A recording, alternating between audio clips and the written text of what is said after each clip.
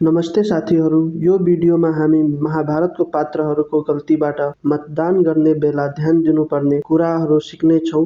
कृपया भिडियो अन्त्यसम्म हेरिदिनुहोला। हजुरहरूले महाभारतको विषयमा पक्कै पनि सुन्नुभएको होला अनि महाभारतका पात्र भीष्म पितामह, द्रोण आचार्य र कर्णका नाम पनि सुन्नुभएको होला। भीष्म पितामहलाई देवव्रत नामले चिनिन्छ। उहाँले आफ्नो पिताको एउटा चिन्ता मेटाउनको लागि कहिले विवाह नगर्ने प्रतिज्ञा लिनुभयो अनि उहाँको नाम भीष्म भयो। भीष्मबाट उहाँको बुबा खुसी भएर अनि पिताप्रतिको समर्पण देखेर उहाँलाई आफ्नो इच्छा नभएसम्म नमर्ने आशीर्वाद दिनुभयो अनि भीष्मले जो पनि राजा हुन्छ उसलाई सेवा गरिराख्ने वचन दिनुभयो अनि उसको विरोध र विपक्षमा कहिल्यै नजाने वचन दिनुभयो। तर हामीले बुझ्नुपर्ने कुरा के छ भने उहाँले राजाप्रति सेवाको वचन नदिएर देशप्रति सेवाको भाव राख्नेछु भनेर वचन दिनुपर्थ्यो। किनभने राजा अथवा शासक बदलिने मान्छे हुन्। कुनै शासक राम्रो पनि हुन सक्छन् अनि कुनै शासक नराम्रो पनि हुन सक्छन्। कुनै राजा देशको मित्र पनि हुन सक्छ अनि कुनै राजा देशको शत्रु पनि हुन सक्छ। उहाँले राजाप्रतिको सेवा भाव राख्नु तबसम्म ठिक थियो जबसम्म उहाँको पिता स्वयं राजा हुनुहुन्थ्यो। तर समय बित्दै गयो अनि धृतराष्ट्र राजा बने, जो आफ्नो मूर्ख पुत्र दुर्योधनको कुरा मात्र मान्नुहुन्थ्यो।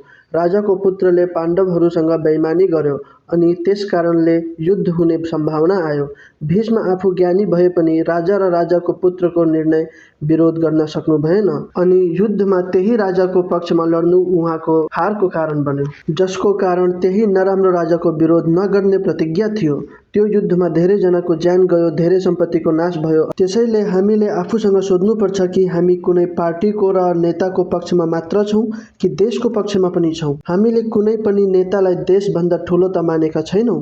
जस्तै भीष्मले राजालाई देशभन्दा पनि बढी महत्त्व दिनुभयो, त्यस्तै हामीले पनि त गरिरहेका छैनौँ। त्यसैले हामी यस्तो पार्टी र नेतालाई भोट दिनुपर्छ जो देशको पक्षमा होस्।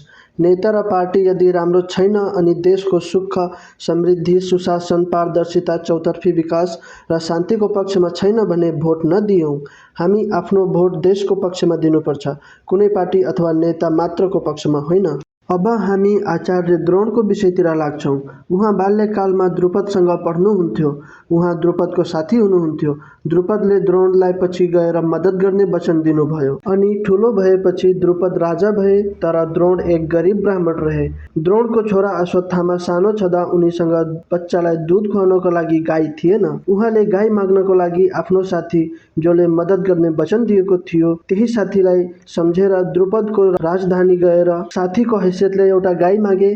तर द्रुपदले उहाँलाई साथी मान्न अस्वीकार गरे अनि अपमान गरे। द्रोणले आफ्नो अपमानको बदला लिन प्रयास गर्दै थिए अनि हस्तिनापुर राज्यले उहाँलाई बालकहरूलाई शिक्षा र युद्ध ज्ञान दिने आचार्यको रूपमा स्वीकार गर्यो अनि उनले शिक्षा समाप्त भएपछि आफ्नो शिष्यहरूलाई द्रुपदको राज्यमाथि विजय प्राप्त गर्ने आदेश दिए अनि उहाँले त्यो शिष्यहरूको गुरु दक्षिणा हुनेछ भनेर भने। शिष्यहरूले द्रुपदमाथि विजय पाए अनि द्रोणले द्रुपदको बराबरी गर्ने मौका पाए। त्यो कुरालाई मध्यनजर गर्दै द्रुपदले आफूमाथि हस्तिनापुर राज्यको उपकार माने अनि पछि गएर महाभारतको युद्धमा उनले त्यो राज्य अधर्म, कुरीति, अन्याय र असत्यको पक्षमा भए तापनि उनले त्यही हस्तिनापुर राज्यको पक्षमा लडे अनि अन्त्यमा हारे।